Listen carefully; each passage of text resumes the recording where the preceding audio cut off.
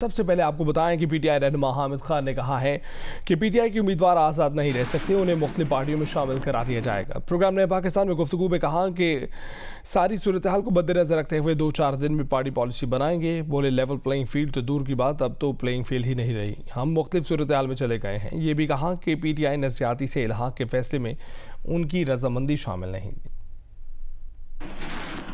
जो होता है वो पार्टी को नहीं रिप्रेजेंट करता, वो तो एक इंडिपेंडेंट शख्स होता है, तो वो बिल्कुल मुख्तलिफ उसके कानूनी असरात होते हैं। लिहाजा वो सारी चीजों को सामने रखते हुए कोई ना कोई पार्टी पॉलिसी बनाएगी अगले 2-4 दिनों। कानून में ये कहा है कि इलेक्शन से पहले, यानी जो स्पीकर के इलेक्शन और प्राइम मिनिस्टर के इलेक्शन से पहले आपने इंडिपेंडेंस ने फैसला करना है कि वो किस पार्टी में शामिल होंगे।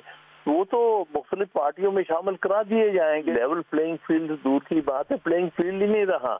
अब हमारे पास सिंबल ही नहीं रहा, हम अपने कैंडिडेट्स ही नॉमिनेट नहीं कर सकते, अवाम हमारे कैंडिडेट्स को आइडेंटिफाई नहीं करके उनको वोट नहीं दे सकती। हम तो एक बिल्कुल मुख्तलिफ सूरत हाल में चले गए हैं। तो हमसे ये सिंबल छीना गया है कि ना इनको रिजर्व सीट्स मिले, और दूसरी बात है इनको अपने कैंडिडेट्स खड़े करने का मौका ना मिले, और आवाम को उनके कैंडिडेट्स को आइडेंटिफाई करके उनको वोट देने का मौका ना मिले। तो हमें ये सारी चीजों को सामने रखते हुए कोई ना कोई पॉलिसी वजह करेंगे। ये जिस किसी ने भी हमारी पार्टी के अंदर फैसला किया इल्हाक का, उसमें मैं शामिल नहीं था। मैंने बल्कि वाज़ेह तौर पर उनको खबरदार किया था कि वो ये नाम मेरा लेते हैं, क्योंकि 22 साल पहले ये गालिबन पार्टी में मेरे रेफरेंस से शामिल हुए थे। मैंने कहा था कि मैं इसकी कोई गारंटी नहीं देता कि ये कल को हमारे साथ खड़ा रहेगा कि नहीं।